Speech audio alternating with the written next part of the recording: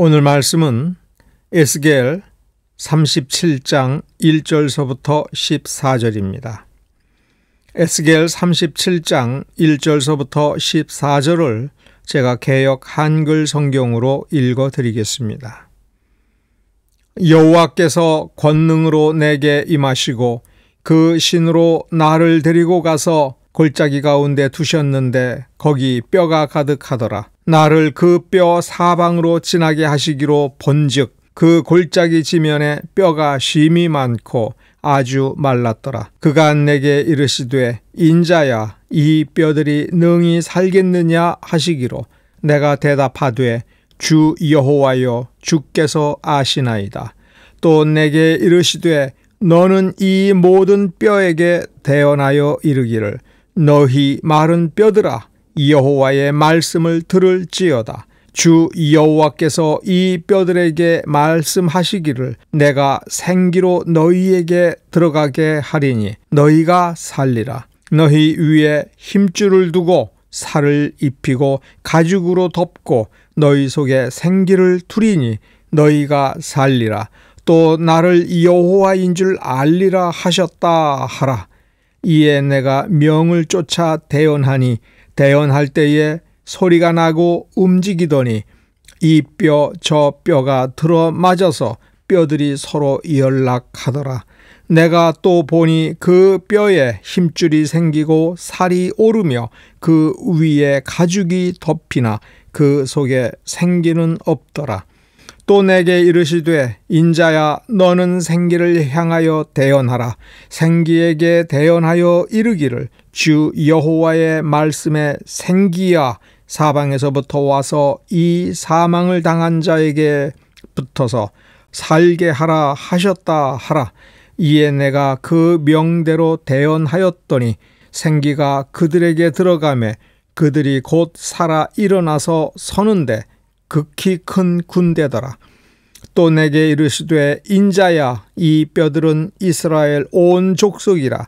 그들이 이르기를 우리의 뼈들이 말랐고 우리의 소망이 없어졌으니 우리는 다 멸절되었다 하느니라. 그러므로 너는 대언하여 그들에게 이르기를 주 여호와의 말씀에 내 백성들아 내가 너희 무덤을 열고 너희로 거기서 나오게 하고 이스라엘 땅으로 들어가게 하리라. 내 백성들아 내가 너희 무덤을 열고 너희로 거기서 나오게 한즉 너희가 나를 여호와인 줄 알리라. 내가 또 내 신을 너희 속에 두어 너희로 살게 하고 내가 또 너희를 너희 고토에 거하게 하리니 나 여호와가 이 일을 말하고 이룬 줄을 너희가 알리라. 나 여호와의 말이니라 하셨다 하라. 아멘. 오늘 우리가 에스겔 37장 1절서부터 14절을 본문으로 선택을 했을 때 이 말씀이 무슨 뜻인가를 충분히 고민을 해야 됩니다. 1절은 여호와께서 권능으로 내게 임하시고 이렇게 되어 있습니다.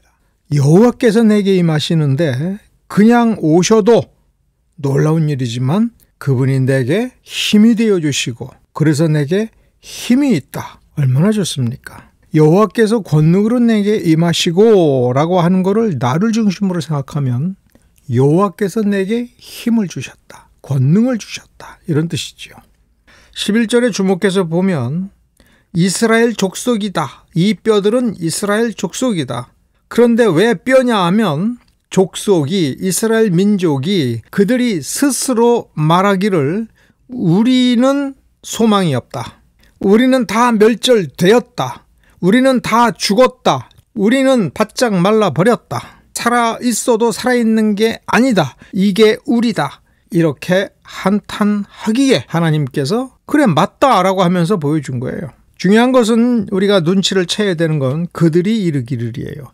그리고 그들이 이르기를 우리는 다 멸절되었다라고 하는 것을 신앙적인 측면에서 보면 우리는 믿어도 소용없다. 이 말까지 내포된 겁니다. 하나님을 정말 믿고 있고 하나님에 대한 믿음이 살아있다면 이렇게 말을 할 수가 없지요. 우리에게는 아직 하나님이 있다. 하나님은 아직 우리의 하나님이시다.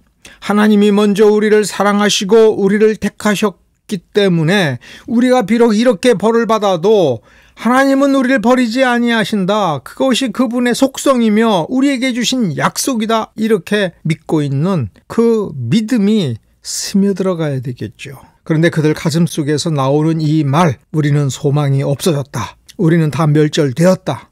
이 말을 하나님과 연관지어서 이해한다면 하나님도 우리를 버리셨다. 하나님도 우리에게 소망을 안 주신다. 우리는 완전히 끝났다. 그 뜻이죠.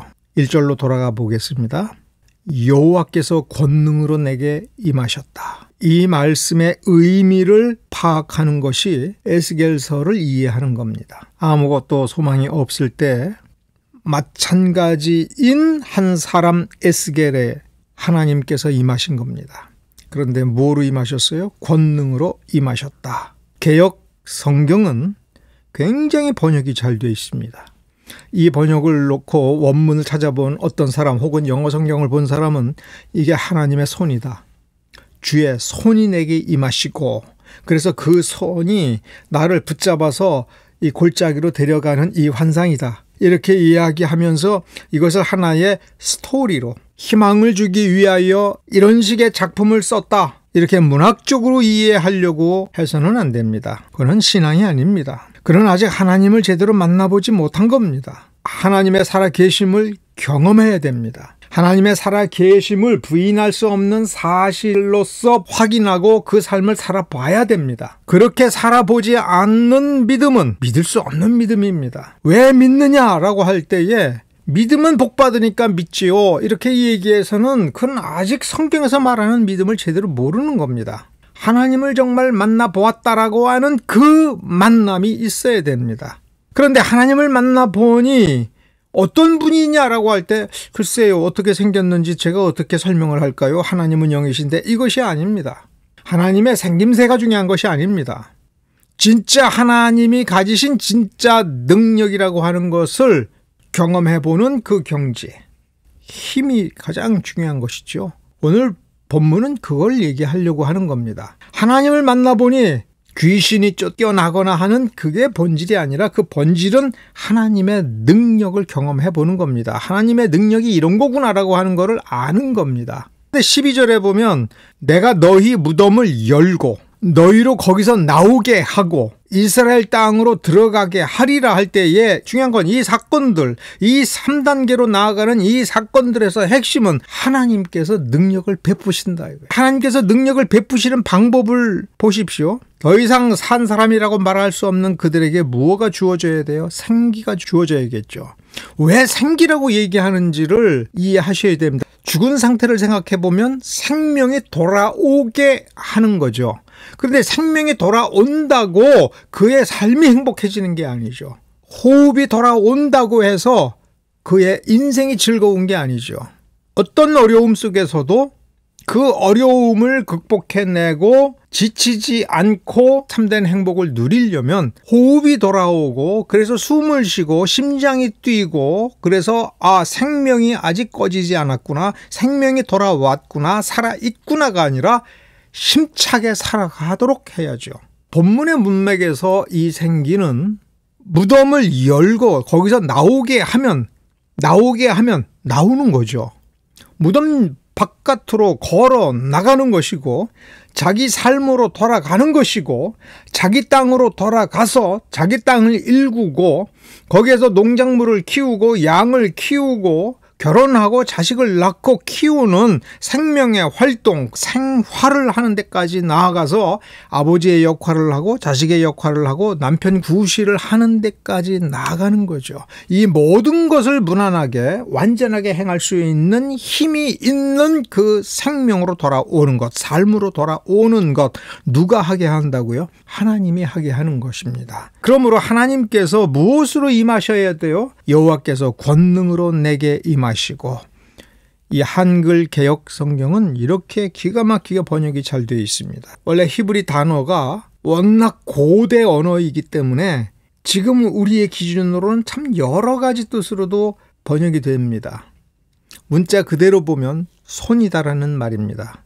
그러니까 여호와께서 여호와께서 손으로 내게 임하시고 여호와의 손이 내게 나타나고 이렇게 번역을 해도 전혀 문제가 안 되는 문장입니다. 똑같은 이 히브리 단어가 여기서는 권능으로 번역을 했는데 출애굽기 14장에서는 능력으로 번역이 되어 있습니다. 여호와께서 애굽 사람들에게 행하신 그 큰 능력을 보았으므로, 여기서 능력으로 번역한 것도 대단히 번역을 잘한 겁니다. 문맥을 놓고 보면 애굽 사람들에게 행하신이라고 했으니까 일들을 행했죠. 그래서 이 똑같은 히브리 단어를 능력이 아니라 일 이렇게 번역을 해도 원어의 뜻에 조금도 문제가 안 되는 번역입니다. 그런데 여기서 초점이 바뀌죠. 그 능력이 해낸 결과를 놓고 보니까 일 이렇게 번역이 될 수가 있는 거고, 저 큰일을 해내는 힘 자체를 보니까 능력 이렇게 한자어로 번역할 수 있죠. 그럼 물론 한글로 번역하면 힘이죠. 그 큰 힘을 보았으므로 이렇게 번역해도 되는 겁니다. 출애굽기 14장 31절을요. 그런데 그것을 오늘 우리가 본문으로 삼은 에스겔서를 번역할 때는 권능으로 한 것은 에스겔서 문맥에 보면 어떤 능력이냐라고 하는 데까지 들어가 보니 하나님의 주권적 능력, 온 우주를 다스리는 왕의 권세라는 측면에 조금 더 의미가 부여되는 것이 맞다. 본문에서 하나님께서 힘을 부여해 주실 때에는 공식적 권위, 공식적 지위에서 나오는 그런 뉘앙스가 있다라고 하는 것을 이 번역자들이 간파를 하여 정당하게 번역을 한 겁니다. 압도하는 어떤 능력을 보여주는 것에서 끝나지 않고 마치 창조주의 그 능력이 다시 나타나는 것처럼 완전히 멸절된 상태에서 완전히 흩어져 있는 완전히 마른 뼈다귀를 다시 서로 이어지게 만드는 그 창조의 능력을 여기서 다시 보여주는 겁니다. 단순히 센 능력을 보여주는 것이 아닙니다. 그래서 여기는 창세기 1장의 방식이 그대로 나옵니다. 말씀하시니 말씀대로 이루어지다. 있으라 하니까 있다. 여호와께서 권능으로 내게 임하시고, 주어가 여호와죠. 주어가 하나님입니다. 그러면 나를 중심으로 해서 이 말을 표현하면 하나님이 내게 힘을 주셨다. 하나님께서 힘을 주셨으니까 하나님께서 보여주는 것을 볼 수가 있고, 하나님께서 대언하라 하니 대언할 수가 있는 겁니다. 하나님의 말씀을 주워 들었기 때문에 하나님의 말씀을 들었으니 나는 들었으니까 말할 수 있다가 아닙니다. 여기에 보면 하나님께서 이 뼈들이 다시 조합이 돼서 다시 사람이 되고 군대가 되도록 할 때에 대언의 방식을 했는데, 이 인자가 대언할 수 있는 것은 하나님께서 힘을 주었기 때문에 에스겔이라는 이름이 하나님께서 내게 힘을 주셨다, 하나님께서 힘을 주셨다라는 이름입니다. 이게 에스겔이 선지자가 된 것은 하나님께서 힘을 주셨기 때문에, 에스겔이 이런 환상을 볼 수 있었던 것은 하나님께서 힘을 주셨기 때문에, 에스겔이 비록 그 환상 속에 서지만 하나님께서 대언을 하라, 이렇게 말하라 라고 할 때에 그 말씀을 받고 그 말씀대로 하니 뼈들이 살아나게 된 것은 하나님께서 힘을 주셨기 때문에, 이 본문을 놓고 생각을 해봐야 됩니다. 어떻게? 내가 무슨 힘이 있어서 예수를 알았지? 내가 무슨 힘이 있어서 예수를 고백할 수 있었지?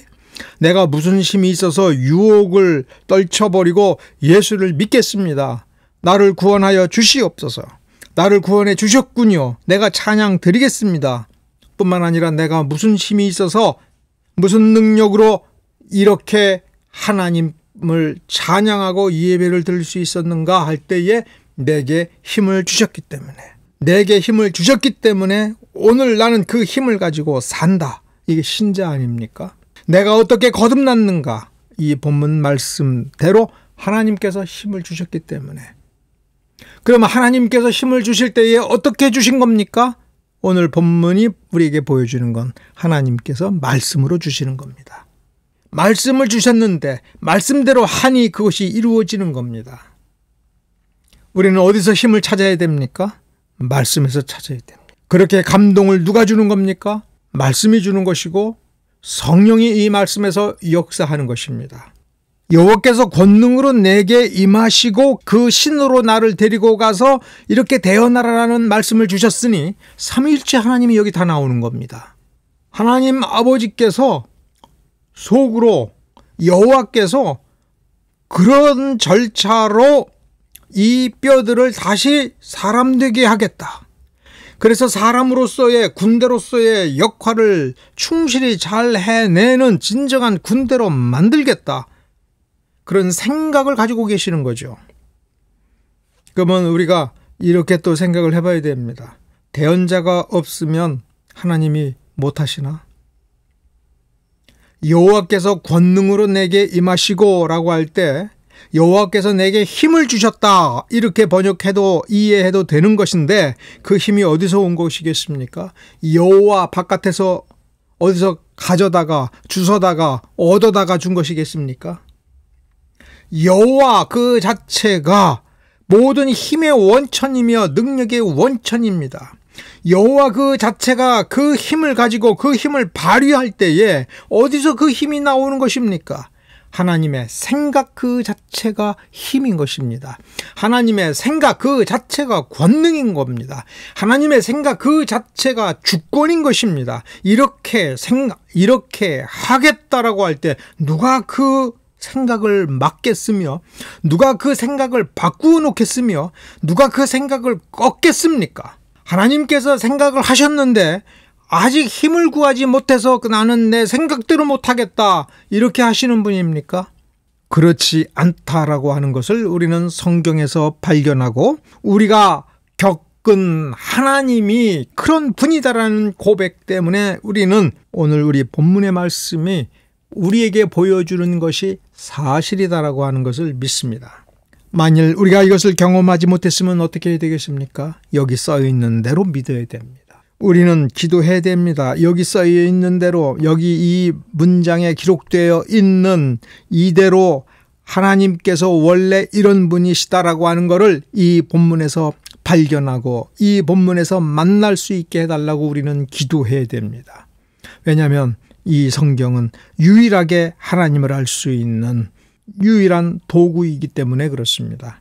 이 성경만큼 정확하게 하나님을 우리에게 보여주는 그 어떤 것이 존재하지 않습니다. 유일하게 최고로 우리에게 하나님을 보여주고 하나님의 능력을 전달해주며 하나님의 능력을 경험하게 하고 능력을 힘입어서 살 수 있게 하는 출발선이 바로 이 말씀이니 이 말씀을 알게 해달라고 우리는 기도해야 되고 이 말씀이 우리에게 보여주는 대로 우리는 믿어야 됩니다. 뭘 믿습니까? 하나님은 자비하시다. 왜냐하면 13절에 보면 너희가 나를 여호와인 줄 알리라. 그러니 이스라엘 족속이 왜 지금 이 무덤 속에 있는 겁니까? 왜 마른 뼈가 되었습니까? 왜 멸절되었다, 파멸되었다, 망해버렸다, 완전히 죽었다? 왜 그 상태가 되었습니까? 여호와를 몰랐다. 상식적으로 생각해보면 무식해서 모르는 것이 아니라 교만해서 모르는 겁니다. 하나님께서 말씀을 가르쳐주고 이렇게 하라 그러면 살리라 할 때에 그들은 그 말씀을 듣고도 따르지 아니했습니다. 선지자가 가르쳐 주어도 하나님의 말씀을 무시했습니다. 자기 뜻대로 생각을 하고 자기 뜻대로 살고자 했습니다.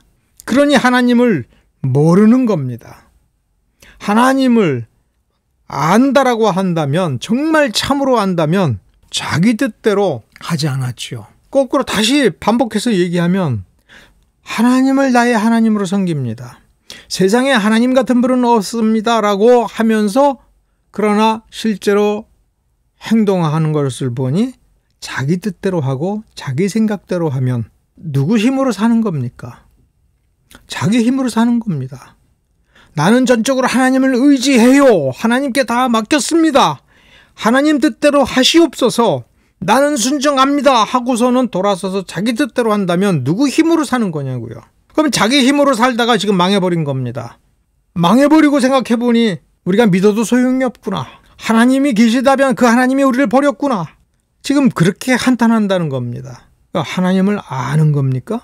하나님을 모르는 겁니다. 하나님을 안다면 하나님의 힘을 아는 것이고 하나님이 어떤 분이시며 얼마나 위대한 분인가라고 하는 것을 안다면 하나님께 맡기고 하나님께서 말씀하시면 그 말씀하는 대로 살아야 되는 거죠. 이게 좀 역설입니다. 하나님 말씀대로 살아봐야 하나님이 어떤 분인지를 아는 겁니다. 하나님을 어떤 분인지 아니까 하나님의 말씀에 위대한 그 능력을 힘입고 하나님의 말씀대로 하는 것입니다. 하나님을 아니까 하나님 말씀대로 하는 거죠. 근데 사실 오늘 본문을 읽어보면 순서는 하나님이 어떤 분인지를 경험해보고 하나님 때문에 살아나 보고 하나님의 능력을 힘입어서 그 파멸과 고통의 상태에서 꺼내져서, 그래서 하나님께서 무덤을 열어주실 때에 하나님께서 열어주시니 열렸구나, 나오게 하시니 나왔구나, 살게 하시니 사는구나, 사람 구실하게 만들어 주시니 내가 할 수 있구나라고 하는 것을 지혜롭게 깨달아야 하나님이 하나님인 줄을 알고 하나님을 섬기며 하나님의 말씀대로 살아야겠다라고 하는 순서로 나아가는 것이지요. 이것이 온전한 믿음의 단계인 것입니다. 우리의 믿음이 이러한 단계를 지금 잘 거치고 있습니까? 그래서 우리는 하나님이 하나님이시니까 믿는 겁니까? 하나님께서 우리를 이렇게 놀랍게 생명을 주시고 놀라운 삶을 살게 하시고 하나님은 정말 위대하시니 나는 내 뜻대로 하지 않겠다, 하나님의 말씀대로 하겠다라고 생각하고 하나님의 말씀을 살피면서 하나님이 이런 분이구나, 이런 식으로 행하시는 분이구나, 이런 식으로 살리시는 분이구나, 이런 식으로 복 주시는 분이구나 라고 하는 것을 알았으니 하나님의 말씀대로 그와 같이 하나님의 말씀을 하나님의 말씀 그대로, 거기 써있는 그대로 알기 위해서 몸부림칩니까? 정말 우리가 참된 믿음을 가지려고 하면, 참된 믿음을 가지고자 한다면, 그리고 하나님의 능력을 참으로 경험하고자 한다면 우리는 무엇과 씨름을 해야 되냐면 하나님의 말씀을 하나님의 말씀 그대로 본다는 게 무언지, 그것이 바로 나 자신과의 싸움이며 내 생각대로 하나님의 말씀을 해석하려고 하는 것이 아니라 하나님께서 우리에게 보여주시는 이 문장을 보고 하나님의 성령의 이끄심을 받아서 하나님을 도드라지게 하는 그러한 읽음이 무엇인지를 경험해 보는 겁니다. 해보아야 하는 겁니다. 운전 똑바로 해, 이렇게 말을 하는 것은, 그리고 거기에 대해서 운전을 똑바로 한다라고 하는 것을 옆에서 아무리 설명해 주어도 알 것 같지만 실제로 운전을 해보면서 이렇게 해야 나도 안전하고 내 가족도 안전하고 도로에 있는 다른 사람을 위태롭게 하지 않는 거구나, 이렇게 하니 운전이 행복할 수 있구나, 편할 수 있구나, 이거를 충분히 알고 다른 사람이 와서 참 운전 잘하십니다, 이런 말을 들어봐야 이게 운전 잘하는 거구나, 이렇게 겪어봐야 아는 거죠. 하나님의 말씀이 이렇게 우리에게 생명을 주시고 생명력을 주시는 것임을 우리는 알아야 됩니다. 이 말씀을 만나기 전에 우리는 이렇게 마른 뼈처럼 죽은 사람입니다. 마른 뼈가 스스로 생각을 해보고 스스로 자발적으로 하나님을 찾고 스스로 회개를 하고 그런 거 아닙니다. 하나님께서 우리에게 회개하라 이렇게 얘기할 때는 우리가 회개할 능력이 있어서가 아니라 하나님께서 우리에게 이미 능력을 주셨기 때문에 회개하라 이렇게 말씀하시는 겁니다. 능력이 없다라고 우리가 생각을 하더라도 하나님이 회개하라 그러면 회개가 무엇인지, 무엇을 회개해야 될 것인지를 고민하면서부터 내가 얼마나 큰 죄를 저지르고 있는지를 발견하려고 찾으려고 애를 써야 됩니다. 왜냐하면 회개하라고 했으니까. 뭐가 잘못인지 모르고 회개가 되겠습니까? 하나님께서 우리 보고 돌아서라 그러면 돌아서야 됩니다. 내 눈앞에 아무리 좋은 것이 있다 할지라도 돌아서라라고 하면 돌아서야 되는 것입니다. 하나님께서 하지 말라 그러면 하지 말아야 되는 겁니다. 하나님께서 기다리라 그러면 기다려야 되는 것입니다. 오늘 본문 어디에 에스겔이 자기 마음대로 하나님의 힘을 구하여 찾아서 그 힘을 붙잡고 무엇인가를 하려고 했습니까? 오늘 1절서부터 14절의 전체를 관통할 때 오직 마음에 정하시고 정하신 그대로 힘을 발휘하여 해내신 유일한 분은 하나님이십니다. 이 뼈다귀들이 여호와가 여호와인 줄을 알고 고백하면 구원을 주신다고 써 있지 않습니다. 하나님께서 살리시는 겁니다. 하나님께서 참으로 하나님인 줄을 비로소 진심으로 고백할 수 있게 되는 것입니다. 여러분은 하나님의 힘을 경험했습니까? 하나님의 구원의 능력, 그 힘을 경험했습니까? 하나님의 힘으로 살아가고 있습니까? 하나님의 말씀에서 힘을 뽑아내서 하나님의 말씀해 주시는 힘을 받아들이고 그 힘을 의지하여 사는 삶이 무엇인지를 아십니까? 그 삶을 소망하십시오. 그 삶을 기대하십시오. 그 삶을 누리십시오. 그 힘을 경험하십시오. 여러분에겐 이미 예수 그리스도의 이름을 고백하는 여러분에게는 바로 이 힘이 주어지고 있습니다. 그 힘을 의지하시기 바랍니다. 그 힘이 우리를 바꾸어 놓습니다. 그 힘만이 우리의 소망입니다. 하나님이 힘을 주실 때에 우리는 그 힘이 해내고자 하는 것에 우리는 동참할 뿐이고 우리는 그 힘의 도구가 되는 것이 마땅한 것입니다. 그러나 그 힘을 경험한다는 것이 얼마나 놀랍습니까? 그 힘이 여러분의 힘입니다. 우리의 힘입니다. 그 힘이 우리 교회 위에 충만하기를 축원합니다. 기도하겠습니다. 전능하신 하나님 감사드립니다. 하나님이 우리의 아버지가 되실 때에